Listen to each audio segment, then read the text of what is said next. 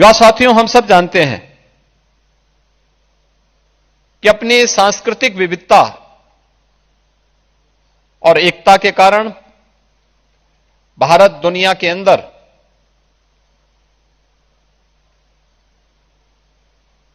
दुनिया के नागरिकों के लिए आकर्षण का एक केंद्र है। लोकतांत्रिक परंपराओं पर विश्वास करते हुए भारत के अंदर 140 करोड़ की आबादी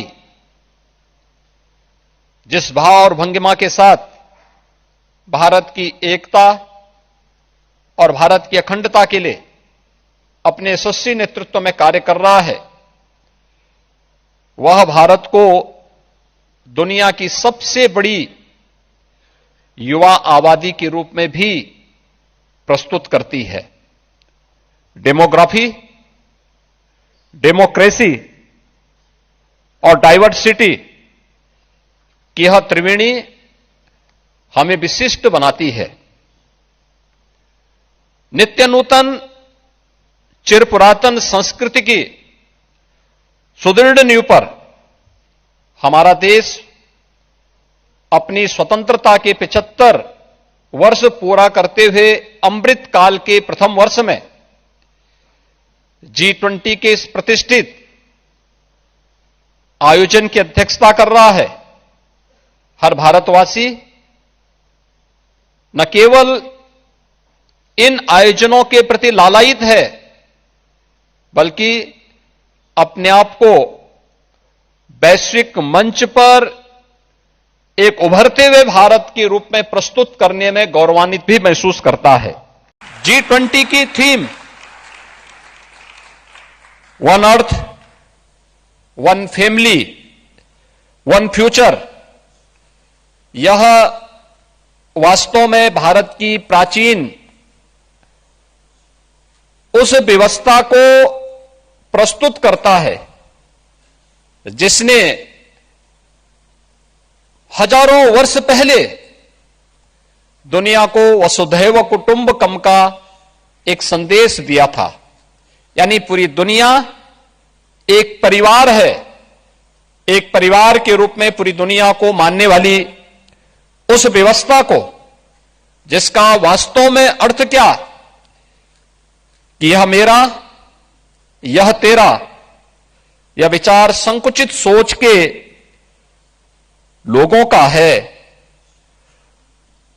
उच्च चरित्र वाले लोग समस्त संसार को ही परिवार मानते हैं। हमें गर्व है, भारत ने सदैव से ही इन उदार भावनाओं का प्रतिनिधित्व किया है और G20 का यह समिट इस बात का उदाहरण भी है। हमारे युवा आने वाले समय के नीति नियंता हैं और इसीलिए विश्व मानवता के बेहतर भविष्य के लिए वर्तमान में किए जा रहे विमर्श में उनकी भागीदारी अत्यंत महत्वपूर्ण है। G20 के अंदर Y20 का आयोजन वास्तव में इस पूरे आयोजन की प्रासंगिकता को भी आगे बढ़ाता है।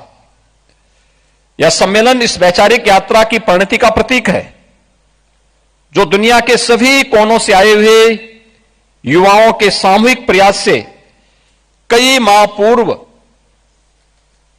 प्रारंभ की गई। कि कौन सा ऐसा कालखंड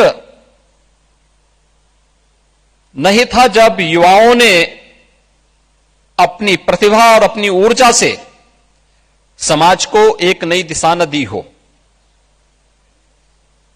युवा साथियों, आप प्राचीन काल से ही भारत की व्यवस्था को देखें या दुनिया के अंदर भी युवाओं ने अपने समय में जो कार्य किए, उसमें जब हम लोग युवा शक्ति की बात करते हैं तो हमें मर्यादा पुरुषोत्तम प्रभु श्री राम भी याद आते हैं, जिन्होंने कहा था,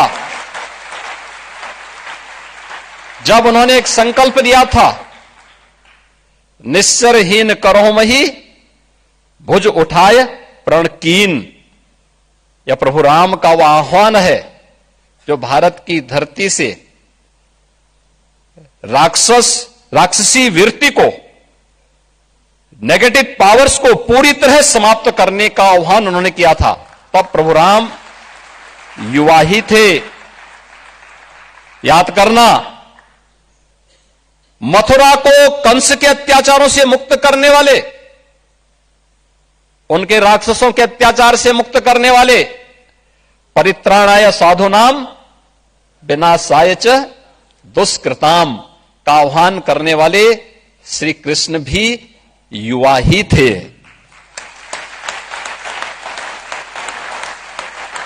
दुनिया को निर्वाण का संदेश देने वाले महात्मा बुद्ध ज्ञान प्राप्त करने के बाद पहला उपदेश इसी वाराणसी में देते हैं, सारनाथ में, और तब वे युवा ही थे। भारत के अंदर 4 कोनों में 4 पीठों की स्थापना करने वाले और भारत की सांस्कृतिक एकता को मजबूती प्रदान करने वाले आदि शंकर मात्र 32 वर्ष की आयु ही जिए थे। स्वामी विवेकानंद ने वैश्विक मंच पर भारत की प्रतिष्ठा को बढ़ाने का कार्य किया और मात्र 39 वर्ष का जीवन जिया था। स्वामी प्रणवानंद जी ने मात्र 42 वर्ष का जीवन जिया था। 1.25 लाख से एक लड़ाओ तो गोविंद सिंह, इसका उद्घोष करने वाले गुरु गोविंद सिंह हो, महाराणा प्रताप हो, छत्रपति शिवाजी महाराज हो, ये सभी युवा ही थे।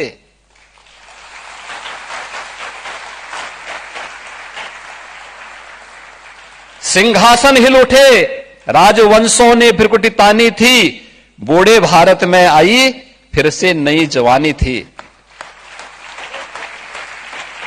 खूब लड़ी मर्दानी वह तो, यह कहने वाली महारानी लक्ष्मीबाई इसी काशी में जन्मी थी और मात्र 23 वर्ष की उम्र में उन्होंने झांसी की आजादी के लिए युद्ध लड़ा था। तुम मुझे खून दो, मैं तुम्हें आजादी दूंगा। इसका उद्घोष करने वाले नेताजी सुभाष चंद्र बोस भी युवा ही थे।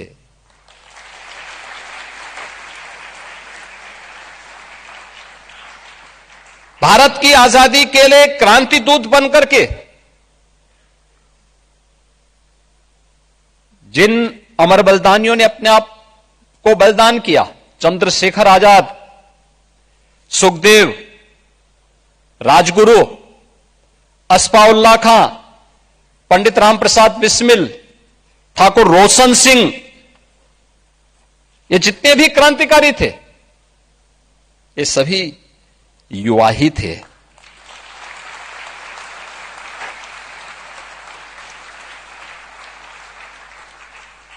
विनायक दामोदर सावरकर मात्र 28 वर्ष की उम्र में उन्हें 2 आजन्म कारावास की सजा हुई थी। 28 वर्ष की उम्र, वे युवा ही थे। और महाभारत का वह दृश्य जिसमें 16 वर्ष का अभिमन्यु चक्र व्यूह को बेचता हुआ कौरवों के छक्के छुड़ाता है, वह युवा ही थे। फ्रांस के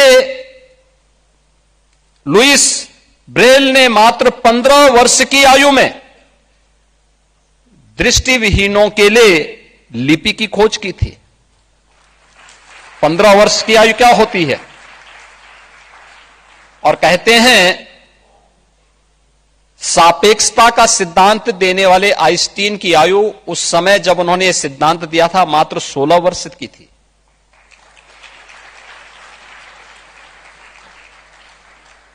और यह भी कहा जाता है कि गुरुत्वाकर्षण का सिद्धांत देने वाले न्यूटन की उम्र उस समय मात्र 23 वर्ष की थी।